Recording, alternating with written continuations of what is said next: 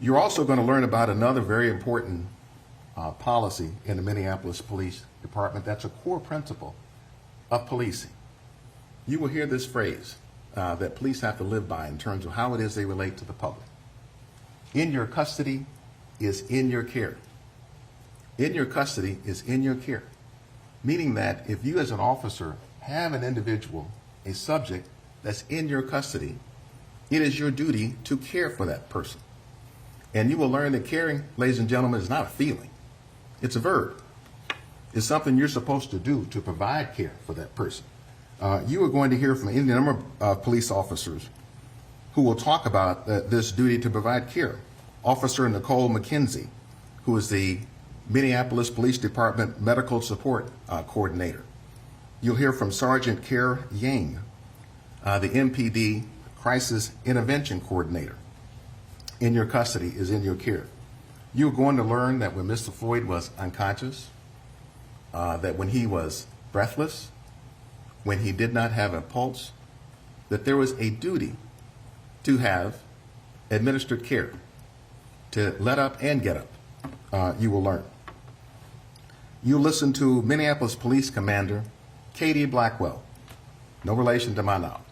But you will hear from Katie Blackwell, and she's going to tell you about the training that Mr. Chauvin received.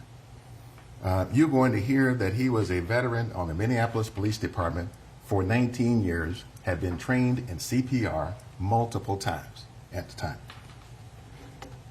And you'll be able to see for yourself that when Mr. Floyd was in distress, Mr. Chauvin wouldn't help him, didn't help him. But you're also going to see that he stopped anybody else from being able to help him.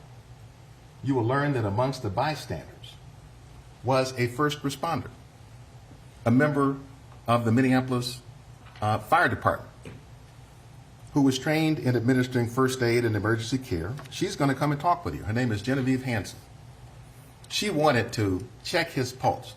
She wanted to check on Mr. Floyd's well-being. She wanted him to let up and get up.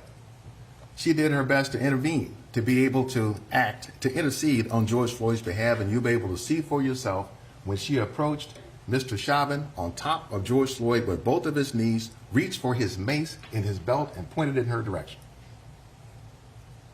So she couldn't help. She'll come and talk with you about that experience. Now, you're going to learn that in the aftermath of this, that Mr. Chauvin's last day of employment with the Minneapolis Police Department was on May 26th of 2020. The Minneapolis Chief of Police, Chief Arredondo, is going to come here to talk with you. He was the police chief at the time. He's the chief today. He is going to tell you that Mr. Chauvin's conduct was not consistent with Minneapolis Police Department training, was not consistent with Minneapolis Police Department policy, was not reflective of the Minneapolis Police Department. He will not mince any words. He's very clear. He'll be very decisive that this was excessive force.